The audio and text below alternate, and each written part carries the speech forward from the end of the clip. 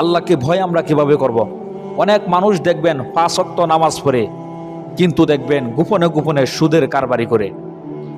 অনেক মানুষ দেখবেন ব্যবসা বাণিজ্য করতেছে, মাথার মধ্যে টুপি, গাল ভর্তি দাড়ি, কিন্তু ওজনে মানুষকে কম দিতেছে, মানুষকে ধোঁকা দিতেছে।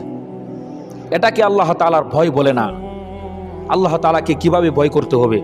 সূরা আল ইমরান আয়াত 101 আল্লাহ পাক রব্বুল আলামিন বলেন, ইয়া আইয়ুহাল্লাযীনা আমানুত্তাকুল্লাহ, হে ঈমানদারগণ আমাকে ভয় করো, হাক্কা তুকাতিহি, ভয় করার মতো ভয় করো, ওয়ালা তামুতুন্না ইল্লা ওয়া আনতুম মুসলিমুন, তবে তোমরা মৃত্যুবরণ করো না, প্রকৃত মুসলমান না হয়ে তোমরা মৃত্যুবরণ করো না।